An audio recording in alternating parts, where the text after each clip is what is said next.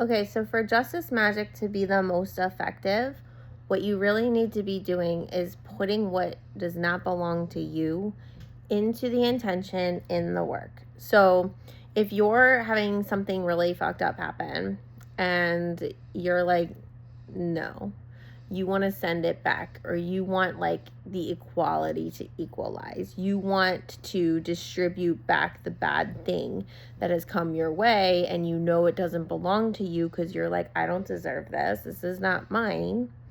The shadow work of it all, right, is like, what part of it is mine though? Like, what part of it, where did I let this happen? Where did I break my own rules? Where did I get attached when I knew I wasn't supposed to? Where did I like allow behaviors when I knew I wasn't supposed to? Where did I not hold the line? Like, honesty with yourself, okay? Because you're not going to send back the parts that belong to you. So you do have to know about them. Because if the whole thing is like, man, none of this is fair, right? All of this is your fault, then it's gonna not be equalized. And so that's where some of the discrepancy is with the justice work, especially the kind we do in our personal lives.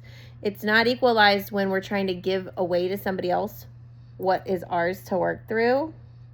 But true facts, like, they gave us stuff that is not ours. Somebody who rolls up and does something really effed up and bad to you, like, you don't need all that. That's not all yours. So what you give back, right, is their bad behavior, is the part of the work that they didn't do themselves and they threw on you. Because the thing is, like, people are out here exchanging energy all the time. And sometimes we get in trouble when we're giving away something that's ours. In fact, always, maybe? Got to think on that.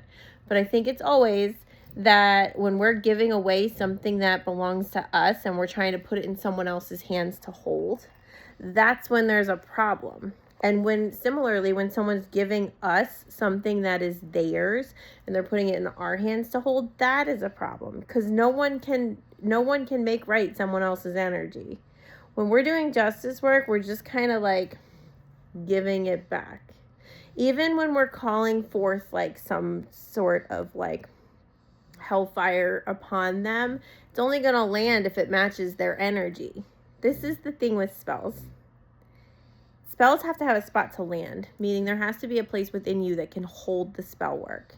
So even if like someone's putting a good spell on you, if you don't have that inner sense of self that's like you can hold it, then you can't even receive the work that you're trying to do, because it has to have a spot. There has to be an open seat in your spirit for it to sit in.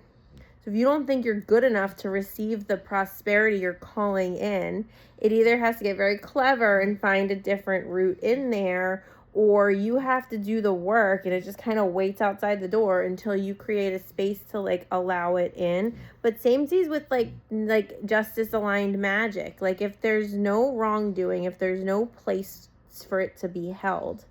And also, like, this is why casting on like narcissists and like sociopaths and stuff is hard, because if they don't feel bad, if there's no sense of remorse, if there's no sense of consciousness, if there's no empathy center, if there's no sympathy, if there's no caring about other people, it's really hard to be like, you did harm, like you hurt someone else, that's your responsibility here, you take it back. Because if they don't think they've ever done anything wrong, there's not an open seat for it to sit in. So that's kind of why with like really fucked up people, like pathologically damaging people, narcissists, sociopaths, psychopaths even, we don't do retribution with them, because if they don't think they're wrong, there's nothing to rebuke. We trap them with their own energy, and that is so aligned, because spell casting on a narcissist, when it's a mirror related spell, that fits their world, friends. They already think everything's about them. They already think they're the victim. So to be like, you keep it, your energy can't escape your sphere, so aligned. So aligned, because they also already feel like the world's out to get them. And what it really does is doing a mirror spell on a narcissist. I'm on a little bit of a side tangent here, but doing a mirror spell on a narcissist, or mirror boxing a narcissist, is really actually a protection spell in a lot of ways, because like you really can't allow their energy to escape that way. And really what it's doing is it's protecting you, because like the narcissist needs and requires the participation of the victim, and they have to have that.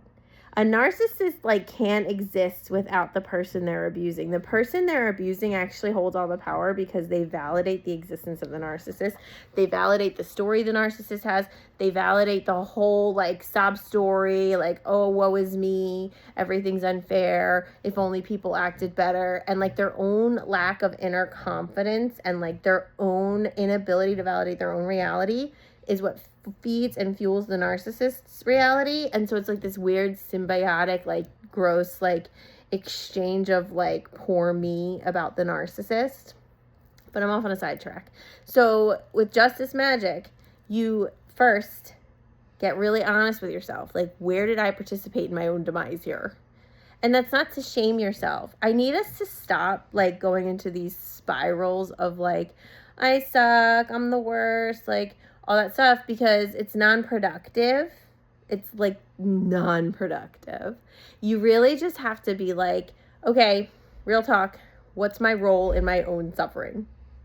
From there, you can be like, okay, but also that thing they did was a problem. I'm giving that back. And that's where you stand when you're starting to figure out how to do your Justice Magic. And additionally, the thing I keep talking about is like coming from a place of like righteous anger, like not from a place of like being afraid or being sad or being scared or feeling disenfranchised. It's much more like, that was wrong. I don't accept wrong things. That was wrong. You're not allowed to do that around me. It's coming from a place of like trusting your own inner boundaries and trusting your own sense of self-work and trusting your own place of knowing what is and is not okay for you.